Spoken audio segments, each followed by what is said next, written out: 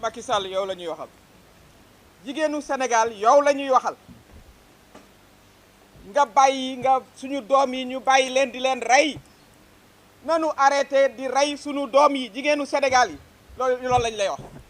na sa soxna ëmbee juróom-ñeenti weer ñetti doomam noonu la yaayu ñii nga xam ne dañ leen a boom barki démb noonu lañ leen ëmbee juróom-ñeenti weer noonu lañ leen bëggee woon ci seen xol jigéenu Sénégal yi nee nañ arrêtez de tuer nos enfants, qu'on arrête de tuer nos enfants qui exercent leur droit constitutionnel de manifester. Droit constitutionnel, c'est reconnu par la Constitution du Sénégal. Nous sommes encore une fois. Ken mësta boomé autant de jeunes et d'enfants que depuis ces derniers mois et ces dernières années. Il faut que cela s'arrête, il faut que cela cesse. Lolu Macky Sall lañ koy wax. Na nga bëggé sa ñetti doom yoy nga jur ñoñu la xalé yi non la seeni wayjur non lañ leen bëggé won tay ñu boom leen. Ñi fi nekk di wax société civile ñom ñëpp la lutte contre l'impunité fi la commencer. Ça va commencer là, ça doit s'arrêter.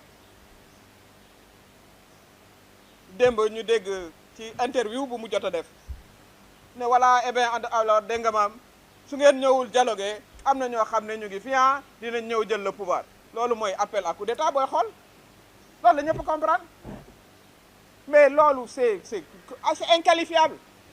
yow bañ lay jox nguur gi ci démocratie la ñu jaar jox la ko bu ñu la jaarale woon fii ngay jaarale nit ñi kon doo mës a dégg président tey nga jaaxle naan voilà da ngeen di ñëw dialoguer wala am na ñeneen ñoo xam ne ils viendront les politiciens on doit faire attention c'est toi vous qui devez faire attention monsieur le président de la République c'est vous qui devez faire attention le 2 avril ci la sa ay di jeex terminé lii fi xew yëpp yaa ko indi yow yaa arrêté le processus démocratique à quelques heures de la campagne électorale heure bii bu ñu fekkoon campagne électorale kon ñetti xale yii génn manifester ba ñuy dee du ñu dee cette décision moo indi lii nga xam ne moom la ñëpp di jooy fii Sénégal c'est un pays démocratique démocratie la ñu xam mënoo fee génne démocratie c'est pas possible mënoo génne démocratie fii la nga xam ne moom la ñu lay laaj te mu leer mooy nga organiser élection yi le 2 avril nga jël say bagage nga def amut leneen loo xam ne lii moo fi war a mën a am votre mandat, Monsieur le Président de la République, vous le savez très bien, il se termine le 2 avril.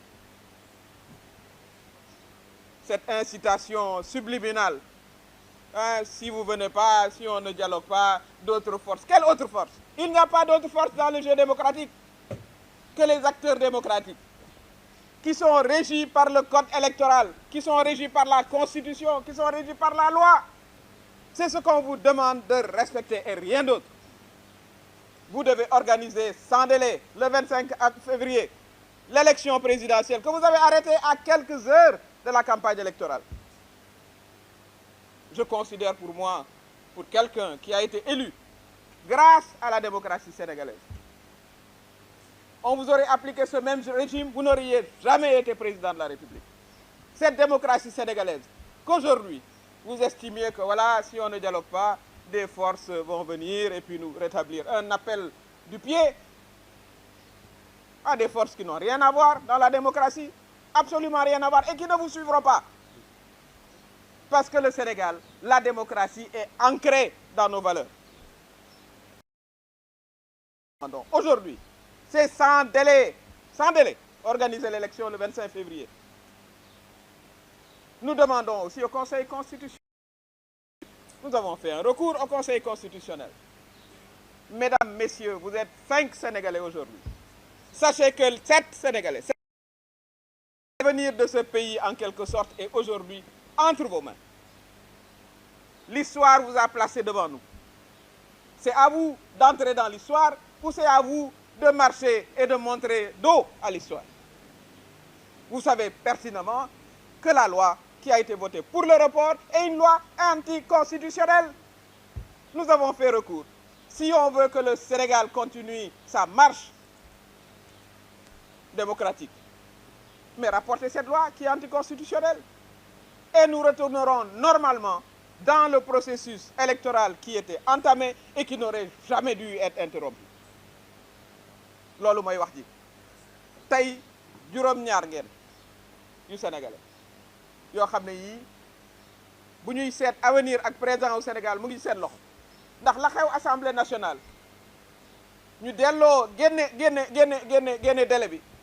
ne non léegi dañu koy yóbbuwaat 9 mois xam ngeen ne loolu tegul ci yoon xam ngeen ko bu baax. li président Macky Sall doon wax mu ngi fii tege ñoo àndoon ak moom ñun ñoo na ku ne delluwaat xool dans les réseaux sociaux la mu doon wax président Ablaye Wade ne ko fii doo fi toogaat un jour supplémentaire mais yow it Macky Sall doo fi toogaat un seul jour supplémentaire. kon conseil constitutionnel soxna yeeg ña fa ne xam leen ne la ngeen war a def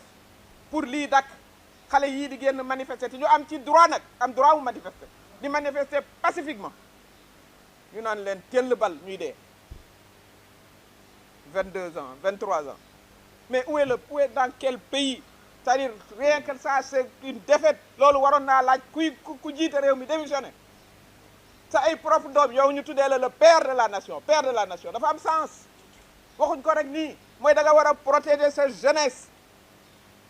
warta génne di manifester ñu leen di dóor bal ñuy dee kooku jigéenu Sénégal yi duñu la ko masabal la ñuy laaj nag mooy yoon atte ñu mooy li procureur wax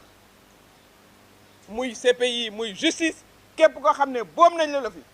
dans l'exercice de tes droits constitutionnels mais dinañ ko layoog yoon kon cet appel qui a choqué le monde entier tout le monde a compris li nga bëggoon a wax su ngeen ñëwul dialogue armée day jël pouvoir loolu la ñëpp comprendre te yow nga jaar ci démocratie yow armée ñëwul teg la fi de ci suñu coobare bopp ñun sénégalais yi ñu def ñu wàccoog yow nag falaat la nga war a dem interrompre processus démocratique bi nit ñi génn di manifester ñetti xale yi doomu Sénégal def yi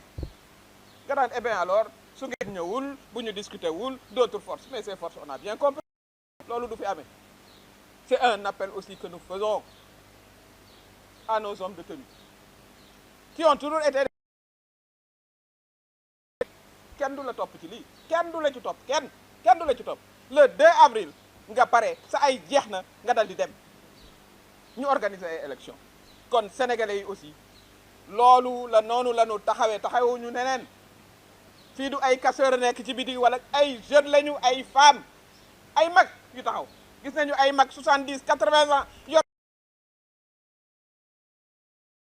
personnes handicapées bien sûr brutalisées c'est-à-dire da ngay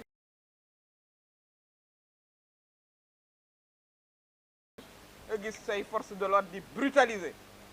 ay soxna une femme dal doxe ko ginnaaw même pas en face parce que jigéenu Sénégal kenn du leen xoqatal doxe ko ginnaaw dóor mu taxaw noonu la jigéenu Sénégal yëpp taxawee noonu la ndaw Sénégal yëpp yi taxawee kon loolu mooy li nga xam ne moom lañ ci bëggoon a wax ak xol bu naqari waaye ak détermination wax naa ko détermination fay bu fekkee ne nag 18 millions de sénégalais yi mën nga ñëw dugal kasu ñun ñëpp bismillah.